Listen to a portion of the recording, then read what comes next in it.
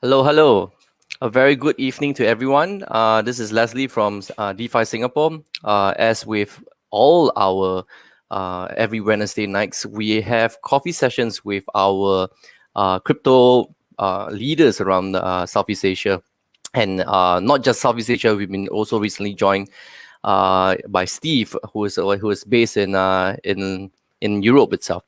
And so every session, what we do is we have coffee where we actually sit over a cup of coffee and we actually talk about crypto and nothing but crypto per se. Of course, this whole channel is all about DeFi as well. So because of the recent hype and movement on DeFi movement, and we will get insights and knowledge on what DeFi movement is. So today we have a fresh group of panelists with me who's having coffee. I hope they're ready with their coffees. None other than, let me introduce them one by one. We have none other than Jefford, who has just recently come back and joined us. So Jefford will always represent the noobs in the space itself. So he will be asking the questions that the other guys may go overboard with. Joining us as well, Steve. Yes, hi, Steve. Stop laughing, man. Dude. Yeah. Started already. He started already. Yeah. And it looks like your background is in some... No, it's not. It looks like a coffee place, but I guess there's a background. So Steve joined us the previous week. Welcome back, Steve. Thank you. And without further ado, two new Malaysian buddies of mine across the stream, none other than Mr. Colbert from Bitcoin Malaysia events. None other than he's going to help us replace Dunstan. Actually, he's the other OGAD in Malaysia. So yeah, I don't have my mask. Yeah, man, I need to send you the mask. Yeah, so any shit that today's shit stirrer will be Colbert actually. Yeah, so and last but not least, we have Harpreet. Yes, Harpreet from Blockline. So let's get everyone to do a quick introduction, especially for Harpreet and Colbert, since it's your first time joining us. Oh no, we lost. What happened to Colbert? Okay, never mind. I'm back. Yeah. Jefford and Steve, let's go with you first. Come. All right, hello everyone. My name is Jefford, representing the noobs. Right, basically, honestly, among the five of them, I'm the sort of the least informed about DeFi. All right, although I have some blockchain background, but I can say I'm the least informed. But I come from a more of a traditional finance background, so I'll try to demystify what the other four gentlemen will talk about regarding finance. Yeah. Thank you very much, Jefford. Steve, over to you. A short, quick introduction. Less knowledgeable than Japheth.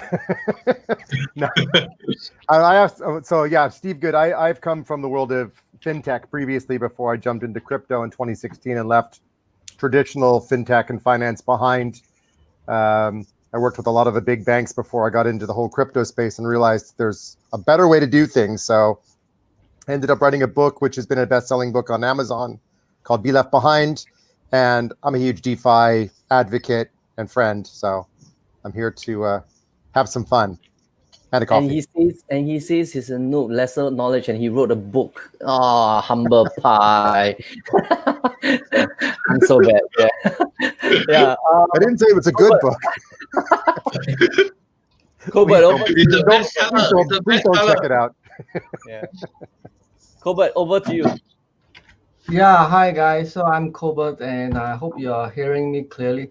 So I've been around the space about 8 years. Definitely still less than Dunstan, but I've seen my share of so-called dodgy stuff, scams, Ponzi's around Malaysia, around ASEAN side and all. So when I started the whole thing, I had a website called bitcoinmalaysia.com, and back then I was selling Bitcoin mining servers. And from then on, I watched like Ethereum coming into the scene, Vitalik, the blue boy. And then after that, a lot of new things came into the space. And of course, right now, the whole space in Malaysia is regulated. You have 3 regulated exchanges right now, which is the best thing ever. Hopefully, there'll be more liquidity in the coming months. And as the old traditional money comes in and FOMO in. That's what we want to see actually. So the shift from traditional to the digital world is coming soon. But let's try to be the bridge and build a better community. OGs in the house. Yeah. Next up, Harpit. Hello everyone.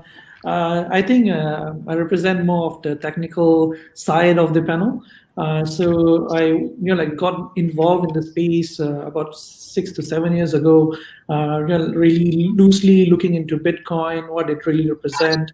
It really got me curious, why people are believing in Bitcoin and why are people really dumping a lot of their money into Bitcoin.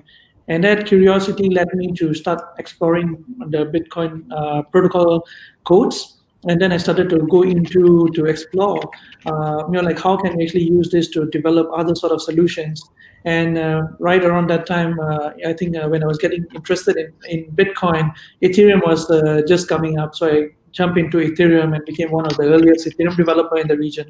And since then, I have quickly, few months after that, I founded my own company called Blockline Technology Cian Berhad. It's a Malaysian-based blockchain service company. We basically focus a lot on building blockchain solutions for, startups, enterprises, government, and also provide consultation and trainings. So generally, that's what we do. I was somebody who was really curious about why this thing is working. Finally, I find, I got really fascinated about the technology and felt that I should contribute and continue developing the space. And that's what I do now. Thank you, everyone. Thank you for joining us on this evening night, on this Wednesday evening night, right? So, without further ado, let's go on to our first topic. The first topic is actually ERC 1155, which is the combination of NFTs and the DeFi side. It's a smart contract. I know this is going to be a bit technical, and there's none other better than Harpit to explain this to us. So I'm putting him on the spot, and this is a bit last minute, I know. So Harpit, would you want to take a jab at it? Yeah, actually, I read about it earlier, but I was not planning to give a talk on it. So that's the reason I never really went into until you don't have to give a talk. You don't have to give a talk. So generally, from what I read on the Ethereum's website, the EIP's site, is basically it's a proposal on how you can basically put multiple token standards in one contract and save gas fees. Because right now we have multiple projects that would use an NFT collectible, but to basically purchase an NFT collectible or to basically to earn it or use it in a game, you will have an ERC20 currency in the game, right? So in this case, you will have one contract relying on another contract linked by a third contract.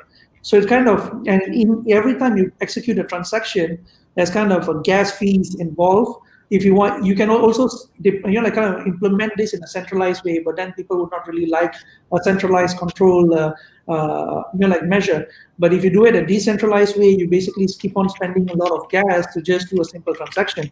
So that's where this proposal became interesting. Why don't kind of put all of these multiple types of contracts in one single contract and deploy that one contract?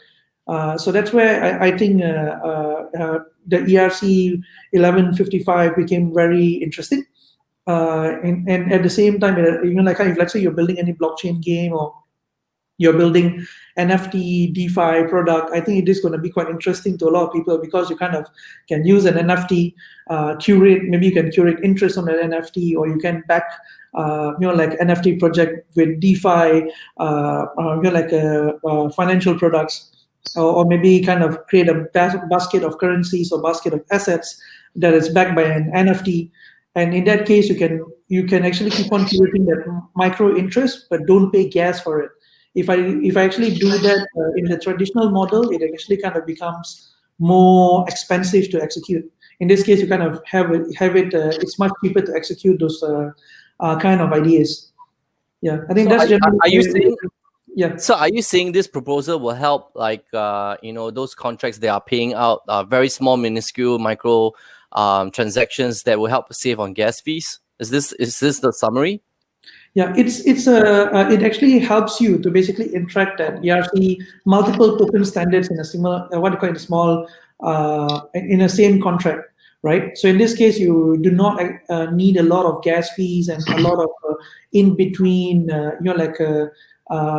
contracts to just do a transaction. Let's say if I wanted an NFT, and to acquire that NFT, I needed to spend some ERC20 token, right?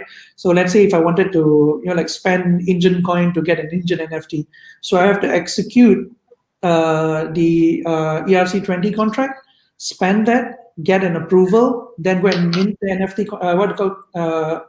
Send what they call a kind of an API request to the NFT contract, and then the NFT contract will mint an NFT token and then send on my contract address.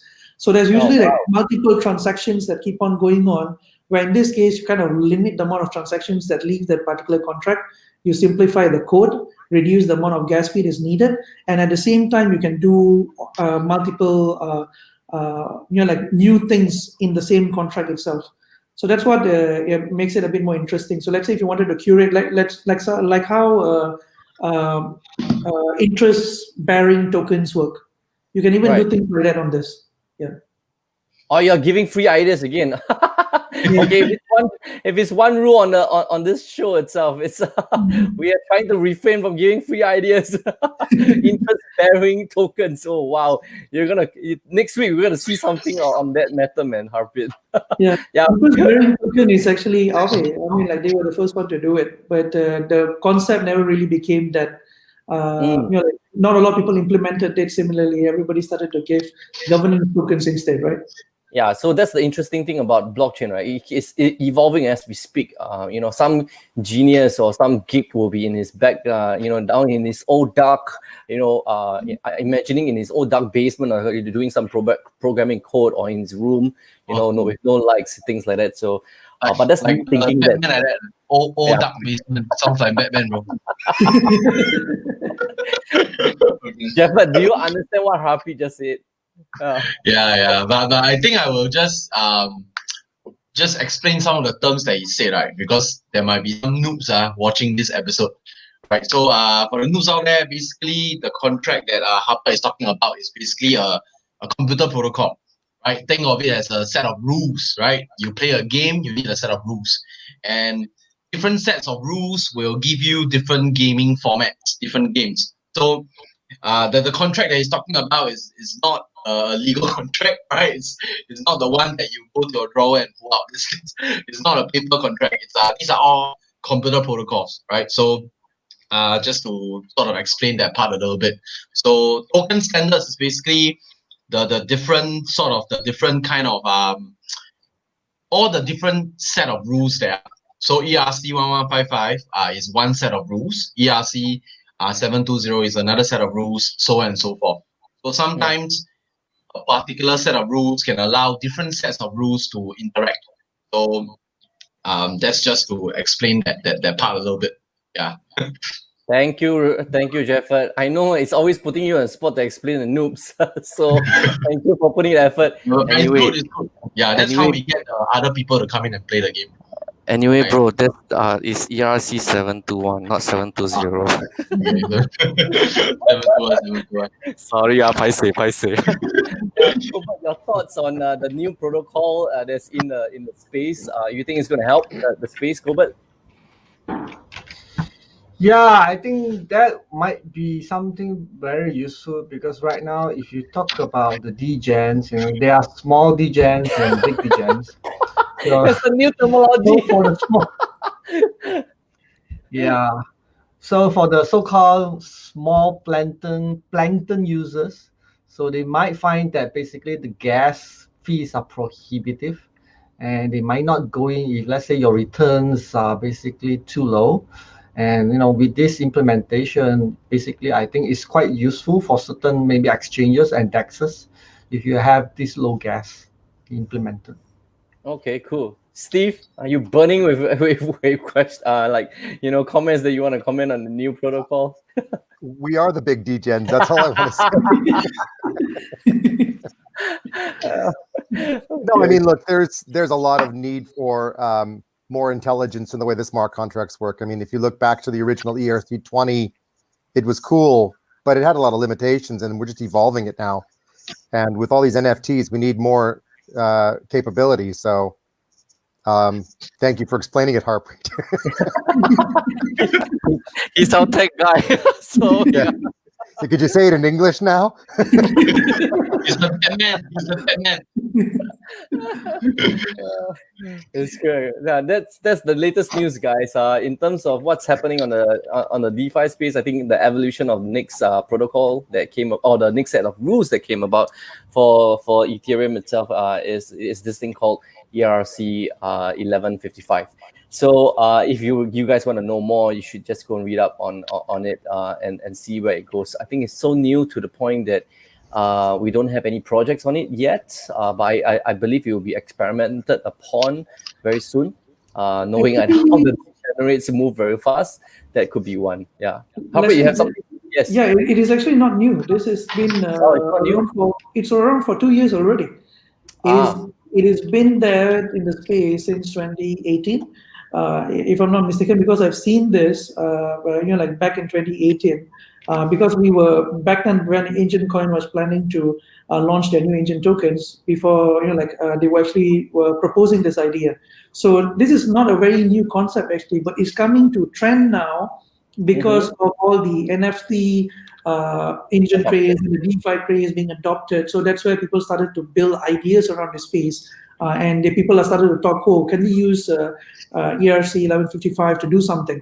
Because back then there was only like a proposal from one company, and then the adoption rate was actually quite low. Now people started to fork it, people started to experiment with it, but there's not a lot of adoption yet because honestly, it's a bit technical, it's a bit customized to the requirements of the engine itself. But overall, people might fork it and they might modify it, might simplify some of their things, might remove some of the concepts and make it work. Because if you really look into the code itself, there's actually quite a lot of things that go into the code. You can do batch processing, you can do batch transfers, and multiple things that are involved in it. But it has been there for some time. That's what I was trying to put there. It's not the latest thing in the EIPs. Yeah, they're actually... As the other day we were having a discussion, we were telling that a lot of the concepts that we see in DeFi today, they are not new. They have been there for 2 years, but they just didn't got the adoption. The only time when like Aave and all these like projects, they started to tweak those measures to get a bit more friendly. When Uniswap really started to get traction, that's where all the DeFi products came back and came back to light. But if you really look about the concept of DICO, DEX, these are all old concepts. A lot of these ideas are really old. Are there any protocols that we should be aware of that we do not know of right now? 2 years ago, 3 years ago, that we don't know. 1122. I think there will be definitely the next wave is cross-blockchain. I think this is a concept we've been talking about for a very long time, but we really never had a use for atomic swaps, like cross-blockchain communication.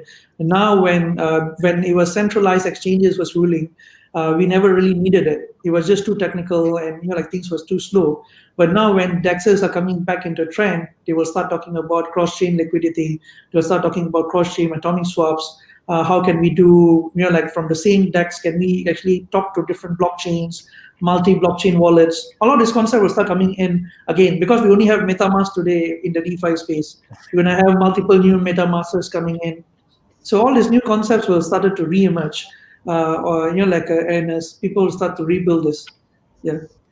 This is the true geek that's in the house, man. You're probably discussing about tech stuff all the time with your clients, man. This is truly a privilege for us to have you on. No, that what I do 24 hours a day, right? So basically, that's the reason. Like I sound totally nerd right now. Is basically I do this my whole like every day in my life. Like you're either checking prices or you're investing somewhere or you're talking to somebody about blockchain or you're doing these sessions, right? So there's a reason a lot of times when we actually share these concepts or these ideas, they are a bit overboarded by a lot of the new people in because they're like, hey, what are you really talking about? Because we went to that before talking about ABC. Yeah, that's why for Harpreet, he needs 2 personal assistants to help him. One is not enough. Yeah, when are you gonna get your personal assistant, man, bro? We've been talking it for the longest time, man. I think everybody is proposing me to get a personal assistant. I think it will be much difficult for me to get a personal assistant because for me, I have to explain to him what to do, then he will do it. I rather just do it myself. It's too tech, right? Yeah. A lot of the stuff is too techy in this space. That's the issue. Oh dear. Yeah. Cool. No choice. Let's go on to our next question that we wanted to ask. Yeah, Colbert, son, this is your burning thing that you wanted to discuss with the group today. DeFi security and its impact, basically, right? So, Colbert was sharing with us earlier, like what's this issue that he has. So, Colbert, do you mind sharing about this thing in a bit more detail?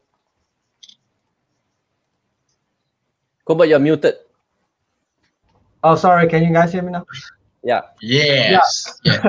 Okay, so maybe I'll share my Firefox browser up to this, but basically like what we are seeing right now is actually certain lax security protocols and procedures by some users, whether they are senior users, whether they're beginners, because I've seen this happen with Bitcoin users back then.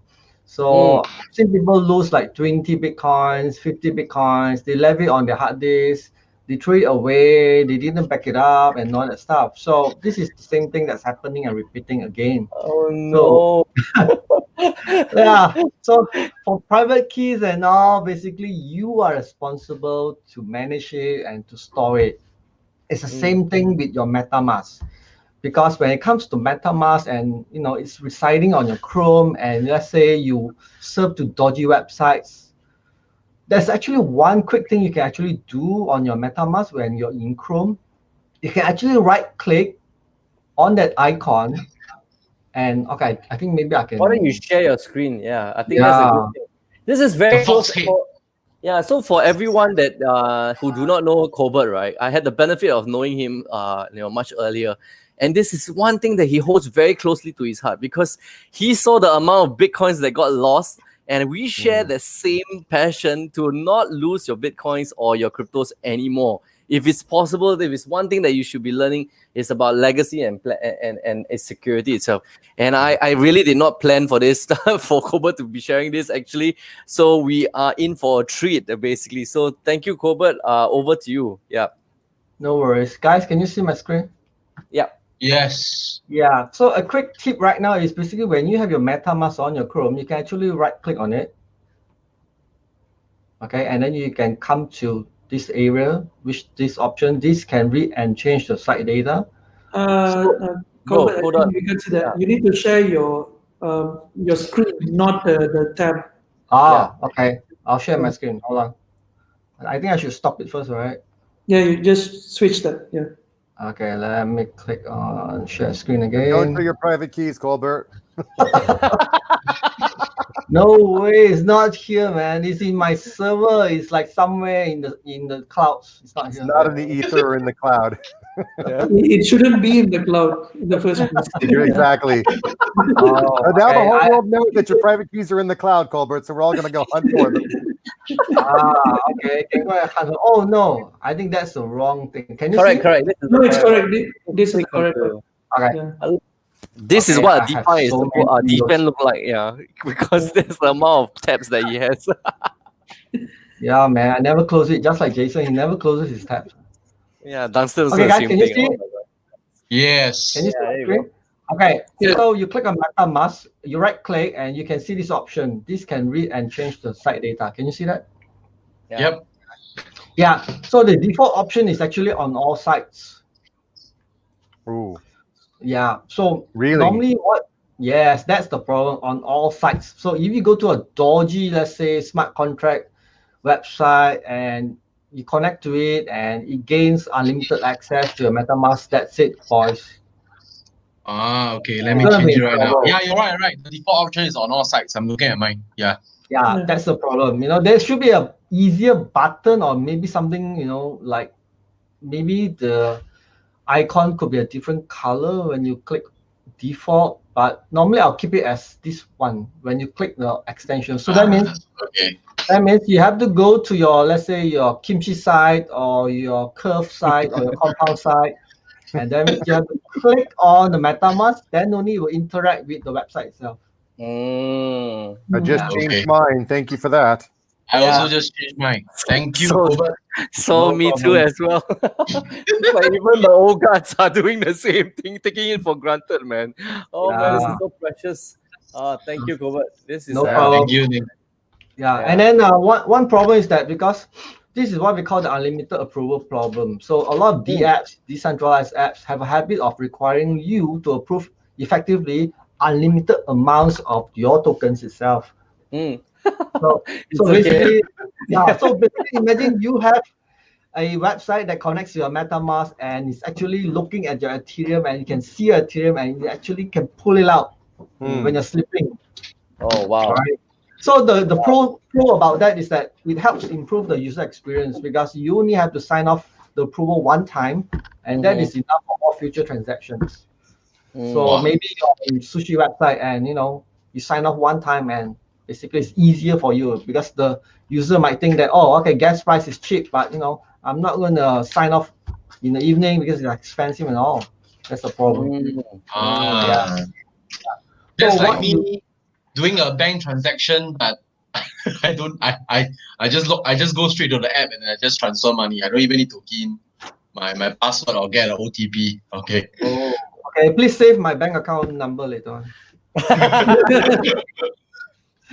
Okay, I'll share another screen, guys. So I'll share my Firefox. Can you guys see this? Yep. Yep, great. So that means when you come to this website, it's called revoke.cash. Revoke.cash at the top here. Is that your private key? I mean, this is one of the something I just grabbed from Etherscan just for fun. So so you go to Revoke, and basically when you put in your address, you can actually see the other websites or the other so-called D-apps that have access to your funds on your MetaMask. Really? Oh. Yeah. So like example for Compound, like this address, basically it has unlimited allowance. Sorry. So this is actually Uniswap. So Uniswap has unlimited allowance to your COM tokens. Can you see the first one? What's the site again? Revoke. Cash. Cash. Money in cash. Yeah. All right. So guys, just take note. We are learning new stuff by Colbert. Thank you very much. Wow. These are precious lessons that we don't get to see this even on. Even when you want to find this, it's going to be quite tough, I guess, because there's so much knowledge in the space. And this is really precious. This is gold, man. This is worth beyond the one Bitcoin. So everyone, please contribute to Colbert's wallet. I'll give you my. You can give him you your can buy me beer. You can buy me coffee. Yeah. That's what the coffee session is for anyway, right? Yeah. This usually we'll exchange knowledge and share different things and bring this value add to people. But this is amazing, man. This is amazing. Yeah. So just to repeat, this is not my address. I grabbed it. I got it. I got it from Etherscan, and it looks like this address is also connected to Sushi. Can you see that? And he can anytime just collect out the. Oh, this is dangerous, man. Oh, actually, it means that it's connected to Uniswap. Sorry, my bad. It's connected to Uniswap. You can see the address here, Uniswap. And for USC, it's connected to Uniswap to Compound. Oh gosh. Can you see that? And this smart contract, I don't know where is this smart contract. So what you need to do is you need to click just revoke. Yeah. Oh. So we need to this. So this is a check lah, basically, right? This is a check for after you have done your MetaMask to after you right click it and change it to only when you click on extension, then it should reflect this. Am I correct? Yeah, that means if let's say you have a MetaMask with this address, so you can see actually all the websites that have access to your tokens. So let's say like Uniswap and Compound and all. So maybe let's say you don't want to use Uniswap anymore. You just click revoke, and the MetaMask will pop up, and then you just send the gas, and it will actually revoke the allowance. That means revoke the permission for Uniswap to your Compound tokens. Right. This is so cool. Yeah, I really feel since ETH is planning for 8.2.0, they should seriously consider not to, restructuring the gas model. And one of the things is definitely not charge for approvals and not charge for, data changes, right? Yeah, because right now the approving and disapproving and revoking the permission is just changing a data, but we still have to pay a huge amount of gas for that, right? Based on the gas required to change it. I think we might have to do a bit of restructuring on how gas is being utilized in the Ethereum protocol, because in a way, I think that calculation is a bit bloated. Every time you want to, because it depends on if you have to run the contract every time. They're charging you for running that contract, not for changing data. So that's the reason some contracts are more expensive to execute. Some contracts are cheaper to execute. Although you're just just pressing the button to change one data or one string. So there might have to be some changes, or either they actually just make it free, just like signing a signature, just make it free. I think that is something that we have, what they call Ethereum, have to work towards. If not, the user experience is just going to be very bad for all the newcomers who are going to come into the space. Yeah, but for Ethereum, the foundation is in control of all these changes in the first place. In your opinion, do you think that's ever going to happen?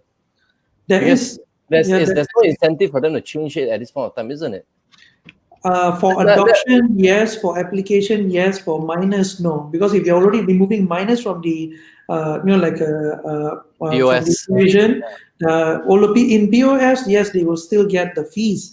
All of this actually kind of adding into the fee pool that people will earn later on. All this transaction. But at the same time, it's either you earn it from the volume of transactions that you get. If more people are using it, more people will transact. We still want to make money on the transactions, but we don't want to make money on approvals, on all these signatures, all the data changes. You don't want to make money there, because if you even make money there and also the final transaction, by the time I actually want to invest, I'm already at loss. Yeah, the impotent loss that Jefford tried to explain the last time. My finance guys are all getting bored, and looking at their face, they're like, "Oh, what? This is so geeky over the board." What are your thoughts, man, guys? Steve, I don't want you to fall asleep on me, man. It's afternoon for me. Don't worry, I'm not sleeping. I got my coffee. I went from the Drama Queen mug. You can't see the mug very well because of my green screen, but last week it said Drama Queen, and I forgot to get my mug with the funny. So I grabbed a blank mug. So clearly we've gone from drama to what's next. Ultra geek, right? This is a D-Gen mug. This is like ultra geek mode, basically. So I'm not sure whether people are gonna love this now, but hey, it is what it is. This is where the space, don't worry. Geek and the finance guys and people coming together. This is just a community. I do have a question that's from our last week. Oh yeah, can we check the price on Stickman? That's got to be like a weekly thing we do now. We got to check the price every week. Oh gosh, okay. We got like three owners of the stick coin now. Right? So funny. Bring up the price. Come on, Leslie. We got to check it out. I'm searching for it as we speak. Hold on, let me see. And by the way, Harpreet and Colbert, all you guys, you missed it last week. So we were talking about this stick project. So we were calling it "Stick It to the Man." Yeah, man, I'm like clueless. Oh gosh, let me see. Yeah, Stick it. That's pretty much what it seemed like it was as a project. Anyway, it didn't make any sense. So clearly, they're trying to stick it to someone. Yeah. Tell me about it. I totally forgot about it. I'm like Stickman and Stickman and gingerbread cookies. I don't know what they were trying to do with the name. We need the gingerbread project seriously when Christmas time comes. Oh, I will take you up on that. Stop giving ideas again. Like I said, guys. I'm investing in the gingerbread coin. We're going to be using ERC 7. What is it? What number was it again? 1125. No. We're going to use the one that doesn't exist. 721. Right. Yeah, we're going to go with that one then. Steve, Steve, for your information, the last time Jefford actually suggested a Duran index, somebody actually did a Duran coin. Okay, Oh so no. if you're Okay, saying quick, let's go register this. I'm telling you, next week you will see it in preparation for Christmas, man. Oh, let's make it harder. It's gonna be the gingerbread cross chain coin between Tron and Ether. That's a good one. That's a good one, man. Yeah. So we can put it on JetSwap and we can put it on loading. Uniswap at the same time. I can't seem to be loading up on OpenSea for some reason.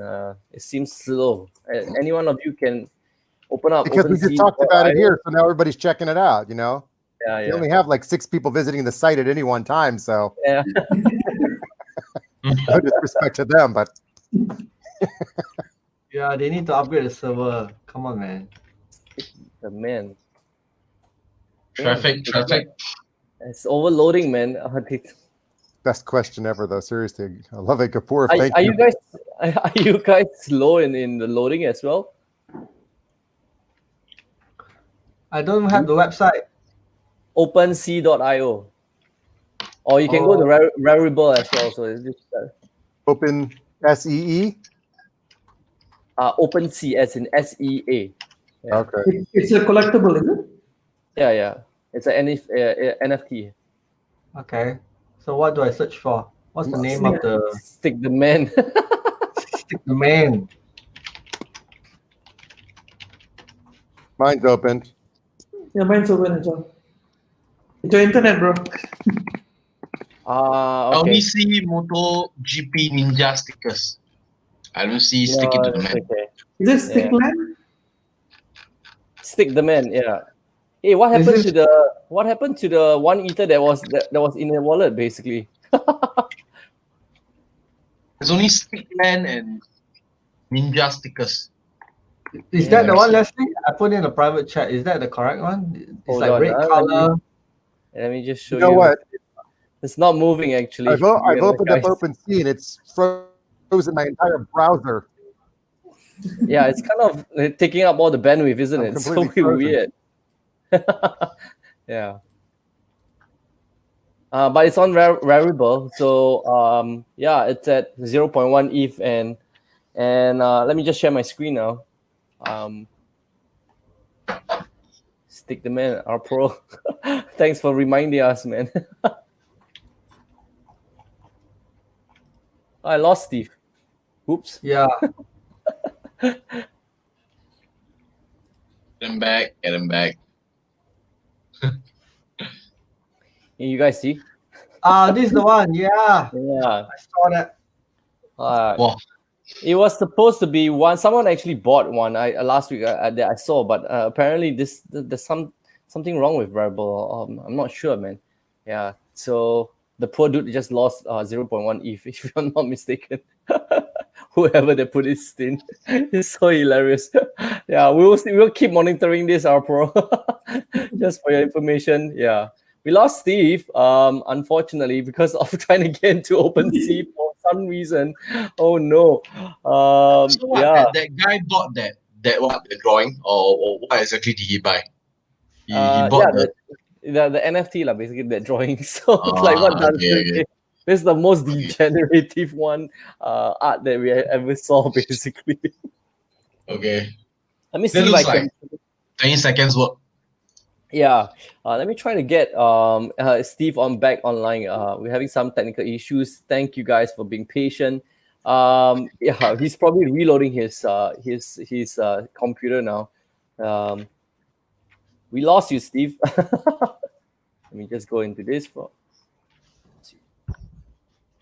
Yep. Oh, there you go. He's back. Steve, we lost you there into the sea. The OpenSea, we lost him. Yeah, you went into the open sea and we lost you there. What happened, Yeah. man? Man, I went to Went to the I tell you, I went to the website and they stuck it to me.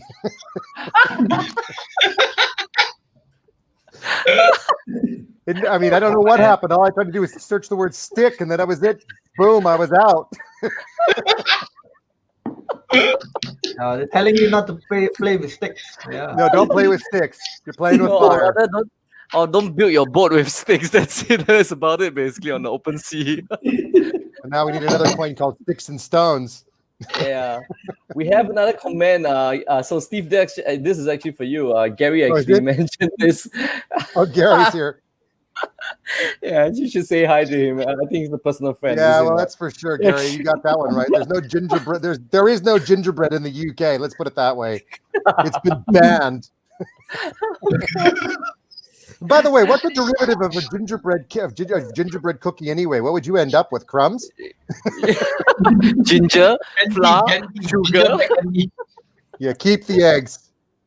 Yeah, man. On that Oh, note Gary. itself, Steve, you might as well just update us. I mean, you guys just recently had, had all these regulations that came about. I thought we could just use some time, spend about 5-10 minutes talking about it. We had a Sure. conversation earlier last night, actually, to be honest. US is clamping down, on all the old crypto projects, and Europe just did the same thing as well. Or rather, UK itself just did the same thing. So, what are your thoughts about it?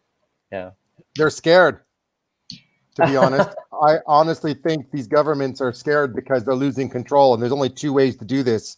You either do what Tim Draper says, and Tim Draper, I moderated a call with him on a Latin American AIBC a couple weeks ago, and he was describing how he met with the president of Argentina, and I made a bet with the guy and said, "Listen, if I were you, I would convert the currency in Argentina over to the Bitcoin because the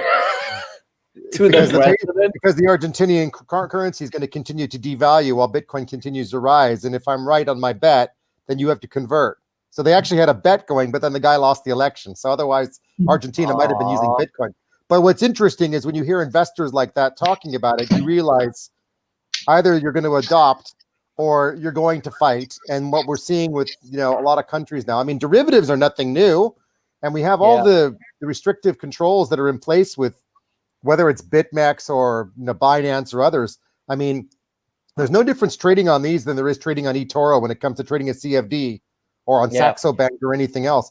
You're playing around with risk and margin, and that's the way it is. And if you over leverage, you lose your stuff. That's the way it goes. So it's nothing new. Them doing it, them coming after crypto in particular is just saying we're afraid, we're losing control of our currency. They just want to regain control of us, and that's the only way they can do it is by fighting us this way. And it's funny because they're killing innovation at the same time. So what's their end game? I just saw the news. Was it CoinDesk that actually mentioned? Ripple's chairman was saying that if things don't improve, they're gonna pull out of US itself. Let's not comment on Ripple, shall we? But them being another cryptocurrency in the space, and for the chairman of Ripple to actually made mention that, it's quite a big statement, actually, to be honest. Yeah, I mean. Look, the thing is, it's funny because, the U.S. has always historically been quite dominant when it came to technology innovation, especially Silicon Valley. I mean, it's not the only place. China has always been very innovative, and a lot of parts of Asia have been as well. Europe's always kind of lagged behind, in my opinion, with the exception of a few, companies like SAP. But I mean, if you can't really point to a lot of innovation generally by comparison. Yeah. But, look at what's going on in the U.S. and how they're just trying to restrict control, stop. They're not doing anybody any favors, but they're trying to force everything into being STO and regulated for investors. And sure, they have a history in the US as to why they have these rules. Yeah. But let's not do it to the point where we can't actually innovate anymore. They're just killing innovation. And so people are moving out and doing other things. It's why I don't get involved in DeFi projects, because of the fact that I don't want to have regulators coming after me saying, "What are you involved with? Is it regulated correctly?" It's like, I don't really want the hassle. I'm happy to advise people on what to do, but I can't get into a team that way because of all these regulations. And I don't know what they're going to do going after people and making public spectacles and stuff. It's horrible. It's such an irony because Steve is on DeFi Singapore and he's commenting this. That's a huge disclaimer, right? Yeah. I'm just Don't teasing buy my you, bro. coins. I'm just teasing you. I know. Yeah. I love the DeFi space. I really do. It's great to see this level of innovation. It's awesome. Degens, notwithstanding. No, you need the degens. Come on, yeah. Why do you think I'm here? I mean, I'd rather be a degen than be in a jail with McAfee right now. The biggest one, right? He's the biggest degen of them all. Yeah, I mean, actually, he is, but he's not because he speaks sensibly sometimes too. But I do feel for him. I mean, maybe we should give a shout out to McAfee and his wife because he's tried really hard to bring crypto to the masses, and he got 1 million followers on Twitter. That says something. Even his stick would have been a different case entirely. So, but then again, he is who he is. To the man coin, right? Yeah, that's right. Stick it to the man. That's right. That's McAfee. Yeah. Oh, yeah. Got arrested, right? No, that NFT could belong to him. The one and only just coin. Found the creator. Yeah, who knows? Yeah. Jefford, you were saying something? No, I said he got arrested, right? Yeah, he got arrested 4 days ago in Spain. Yeah, which is quite sad. Yeah. Colbert, you wanted to comment on regulations in US and UK itself? I mean, being in Malaysia, you guys already have some form of regulations. Do you think that's gonna be another level up? Are you gonna wear the Bitcoin Malaysia hat now, or are you gonna wear the SX Malaysia hat now? Yeah. Oh no! I'm not coming in from the association side today. I'm just one-man show today. Okay. So I think when it comes to regulations, of course, I think end of the day, the most important thing is consumer protection. I think because there's been too many scams around, and I'm sure regulators get a lot of WhatsApp and calls and emails, right? So I wouldn't want to be in their shoes. I'm sure they see a lot of such things, right? Yeah. So I guess end of the day, it's just consumer protection, because it's like, even for us in the community side, it's quite tough for us. We still get calls from people on WhatsApp, like people in the villages getting scammed and all, and they say that, I have Bitcoins, and then when you ask them where are your Bitcoins, it's like on this dodgy platform, and there's no on-chain transaction, and it's just probably using some SQL database, and we probably need Harpreet to hack those databases, and just return those coins to the poor villagers, man. They need they're surviving maybe on $2 a day. So I mean, end of the day, it's good that there's some consumer protection, but maybe we want the things to be so-called like there's a limit to hindrance on innovation. So I think they're trying to balance that. Yeah, I see some regulators trying to do that. Yeah. Okay, awesome. Harpreet, you wanted to comment something. I can see that burning desire on your face. I mean, coming towards regulations is a like two-edged sword, right? In one place, it kind of promises mainstream adoption, but if done wrongly, it is also kind of blocking innovations, right? So I totally respect why we have regulation in the first place and why we need in this space as well, but we have to do it in a more progressive manner, is what I would actually like to comment. Because at the same time, I also understand the challenges that regulators face at the moment. A lot of Malaysians are very trusting and in certain cases gullible as well when coming towards investing into MLM scams. Because for some reason, I don't know why Malaysians just don't want to make legit projects. There's a good number of them just trying to build like they build a scam, then they build another scam, then they build another scam, but they never build legit anyway, although after they made the money, So in this case, and people who invested in them, they lost, then they invested again, then they lost, they invested again, and they lost, but they still say that guy is nice. And after that, in the end, somewhere, some people will go and complain about it.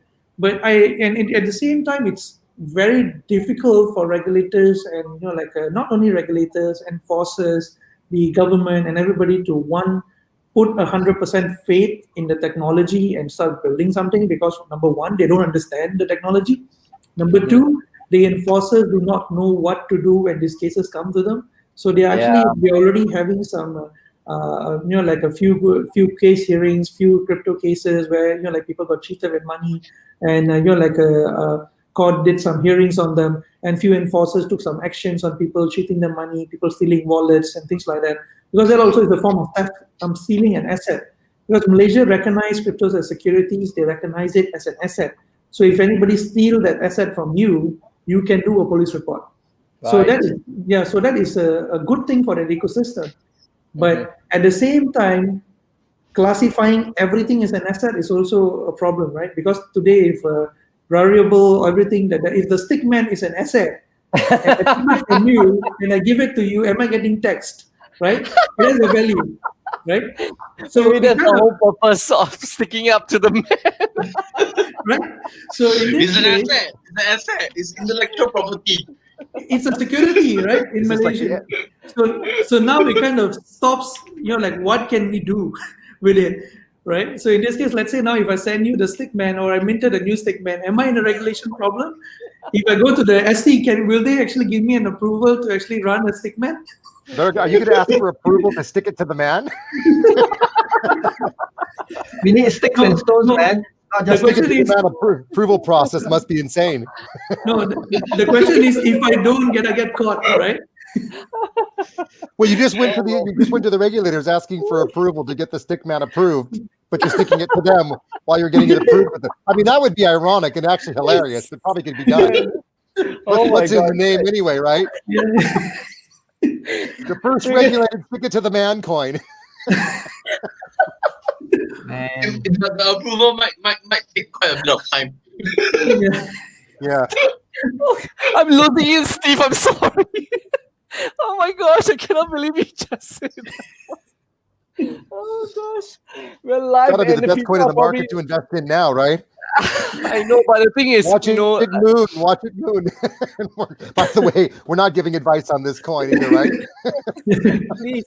please do not invest in this. We're like monitoring every week to see if some idiot or Actually, you need to print out a banner, like put it above your head, It's like stick it there. Yeah.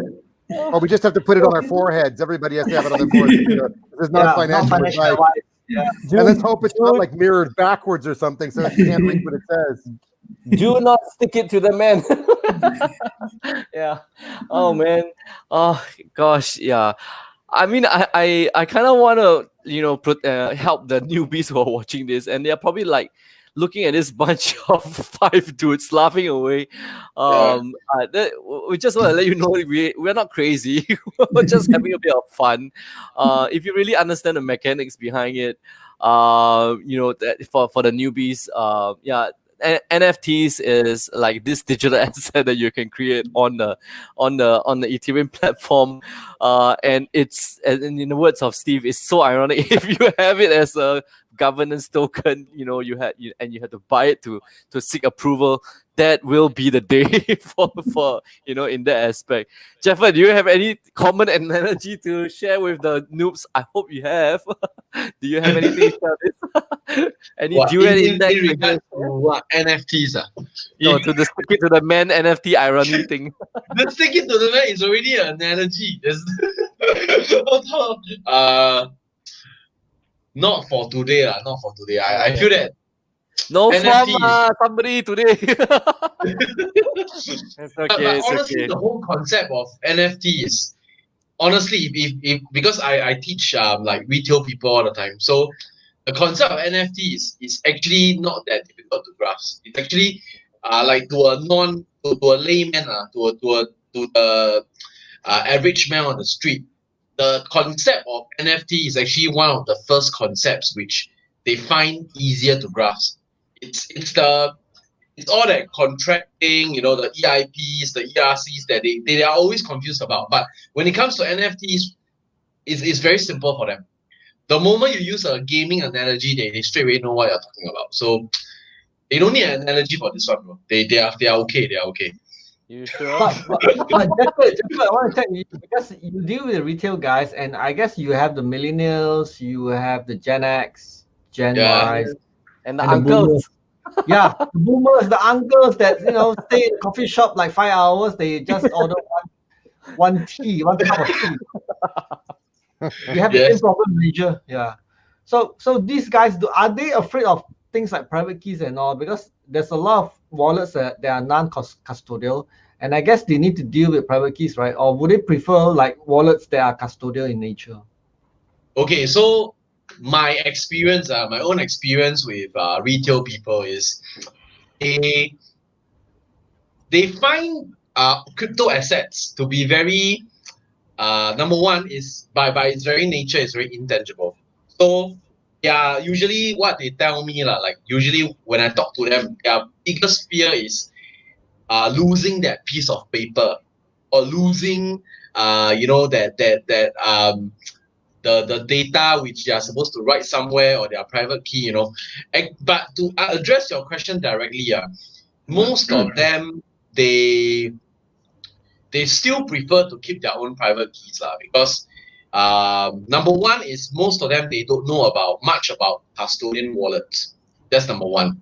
Number two is because in my education to them, I always tell them that the best wallet you can have is a hardware wallet, like cold wallet, right? The best wallet is a wallet that's not connected to the internet most of the time. So because of that, usually their conclusion is, okay, fine, I will look after my own assets, and they will usually prefer to keep their own private keys. So their only concern is usually, what if they lose this private key? What if they lose that piece of paper? What if their dog ate it? Like these are their concerns, mainly. But after you educate them for a while, usually they are open to the idea. And actually, most of the retail people, they are not your they are not traders. They are not people who do staking or do the whole loaning thing. They don't do all those things. They are just looking to keep Bitcoin, just a bit of Bitcoin, and hope that one day when they wake up, Bitcoin is about 100,000.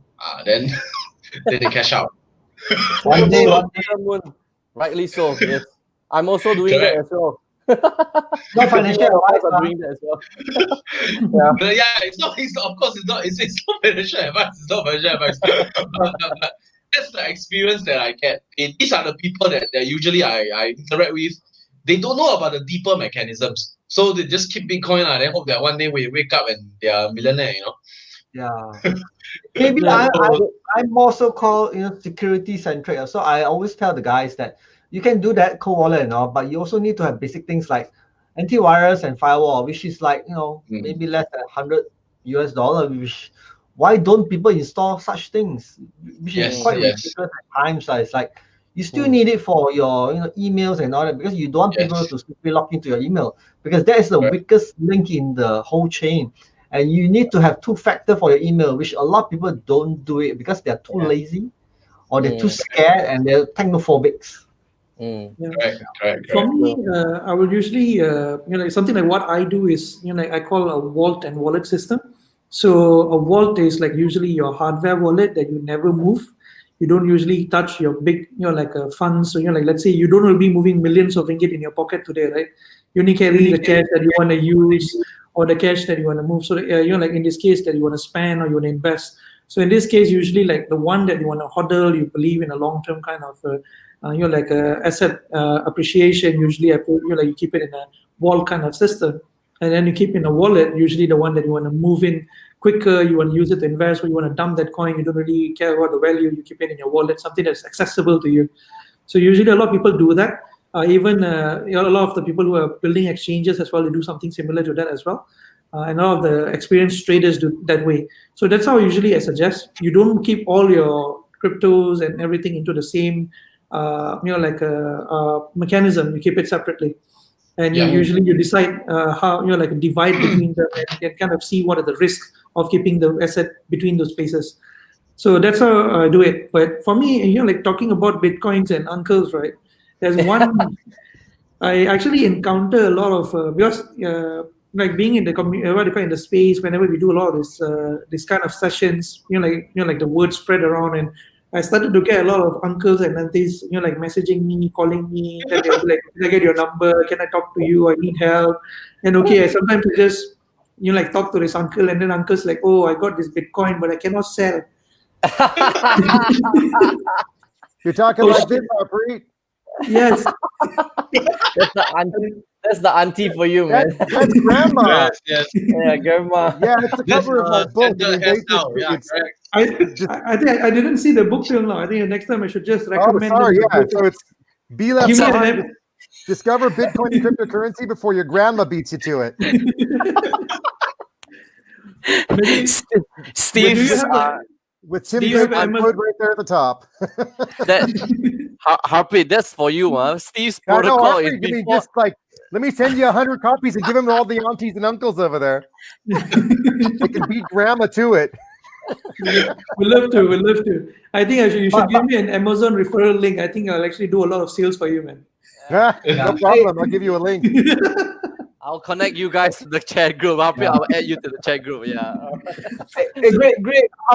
But I think that part whereby you talk about the whole thing is like stage 2. But even for stage 1, it's like they don't add two-factor to emails. They don't install antivirus. They don't install firewall, which is like a basic thing. Even though you don't have a crypto wallet on your laptop, why is that people don't do that? That's like the basics. No, I mean there is no like a guide, right? I mean maybe Steve's book might be the guide that actually tells you that you must follow, like all the steps before you manage these assets. So there has not been a guide. So people just like try the best they can. And actually, one of the issue in the space is like all the like a lot of people actually even being scammed. They don't even know that they're actually holding a fake Bitcoin. Right? Yes. There's a lot of these mining scams where they tell, oh, you're actually earning Bitcoin every day. You're getting your 1% interest. And then like the guys are like, hey, where can I sell this? They have this exchange. I'm like, what is this? Like that exchange is like something that you just made out of a template website. And then you have a wallet that actually is like showing you that you're getting 1% interest. And I say like, this is not logical. Like you get like example, like some of that interest that they're getting are like super huge. And they are like, and the point is that, sorry, Happy, just to interject you on this note, right? I think there are it has evolved as in these projects, right? So I just wanted to highlight this since we are on this topic. They are using the fintech element to help them exit. Okay, so meaning to say, even though they say they are issuing certain tokens on their platform, they are actually exchanging it out into fiat dollars using the crypto or rather token to fiat RAM that they have, which is on a card or on something else, or they can spend it on WeChat Pay or things like that. So there are projects out there that legitimately pays out in fiat as a result, but they're not using the technology to its true nature. I think that's something that we need to be aware. As much as you guys are explaining, the very entry level, it just became a bit more sophisticated, because as long as somebody who's invested and says that I'm being paid every day, and it is being paid, and they are being paid, they are only being part of a Ponzi scheme, to be honest. Correct. Right. So as a result, it's a choice, right? If they want to be part of it, then we can't stop them. In the words of a friend who told me this a long time ago, you can't cure stupidity, basically. So stupid is stupid. So you can't cure it, man. Yeah, there's no cure for it, right? So I think I know who this friend is. we all have common friends, okay? So sooner or later you'll hear them. Yeah. It's a common friend in a coffee shop, man. The uncle, I think it all goes back to the old adage, which is, if it's too good to be true, it's probably not true. Yeah, that's really. You're right. Because if it smells like a duck, walks like a duck, it's a duck. I mean, I think the ducks are or a chicken on Halloween. I thought you have. How about turkeys? A turkey, yes. Yeah, but to answer your question, Alfred, I mean, you're absolutely right. We did cover off the basics about how to identify how to invest, what to invest in, how to identify scams. We talked about Ponzi schemes just to make people aware of all the hypes, the HYIPs. And we also talk about things like the security aspects, how to keep your coin safe. So things like two-factor authentication, not using mobile phones, because if your phone gets hacked or stolen, you're stuffed. Keeping your coins in hardware wallets, paper wallets, explaining what software wallets do, the pluses and minuses of each. So all of that's been laid out. It took us 2 years to put this together because, we all know that the content is hard, and we wanted to put it in language that grandma could understand, or your niece and nephew or whatever, but you have to make it for everybody. So yeah, we definitely did that. Made a point of it, but it's an easy read as well. It's, it was done that way intentionally. Shill it, Steve. Every time Harpreet asks the question, I'm going to answer. Every time he comes on the show, he shills his book. Well, we want to get adoption, so you got to get people reading the book so they can get started. That was why we did it. It wasn't for money. It was for, it it was for everybody to benefit from understanding how it works. Because Jefford, where's your book? You wrote a book as well. Quick, shill it. Where's your book? go on. Sure. Mine's an ebook, bro. Not available in physical print. Jefford, do you have a YouTube channel? You should show that also if you have one. I do. That I do. But the channel is not talking about crypto as of now. But maybe I will start a series on crypto. Yeah, maybe we can do it. It's like, I'm just throwing out ideas. Yeah. We should. Great, You know. great. All right, man, guys. We do have one more topic to talk about, but unfortunately, we're out of time. We're already overrun for about 4 minutes here. As with every session, we always go off topic. Oh my gosh, I can never keep you guys on topic. But this is what the space is about. Apro, thank you for joining us. Gary, thank you for joining us. Some of the friends that they are here, thank you for joining us as well. Yes, we should invite more people. Apro, if you know of any more people who wants to join us in these sessions, we're always looking for more people. We would love to have some female faces. It would be nice. We promise we will not bite. Right? With Steve sticking up to the man, I don't think that's gonna be an issue, and you'll probably be more, be taken care of. So on that note, guys, we should end the session. I'll bring the last topic to the forward to the next week, which is on XSG, the new digital token that Singapore XSGD. Stable coin that's not stable. Is that the one? Yeah, let's just monitor it and see if there's any more liquidity pools that's going to be formed this week, right? So, just I think 2 days, and we have 35 ether. That's just a very small fraction. It's really funny how people just commented on it, and there's two sides of the story. So let's just keep it fresh in our minds, and we'll talk about it next week. I hope I see my guests again next week, according to their schedules, if they are available. We hope to bring more fresh faces as well. So on that note, guys, thank you for taking such precious time out. As I know, especially to our Malaysian friends overseas, and Steve, as per always good to have you. Thank you. Anytime you want to come and share your book, yes, come and do it. There's no agenda whatsoever. Yeah, Dunstan will probably be back next week. I'm going to show Japheth's book next time because I'm going to print it. And I'll say, I have the first printed copy ever. Yeah. On a personal note, I think I just want to say, I think Jason was supposed to join us, but he injured his back. So take good care of yourself, Jason. We miss you.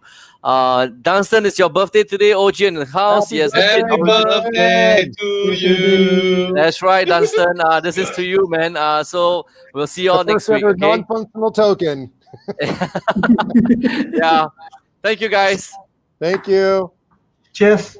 Cheers. Peace Bye-bye. out. Bye-bye. Bye.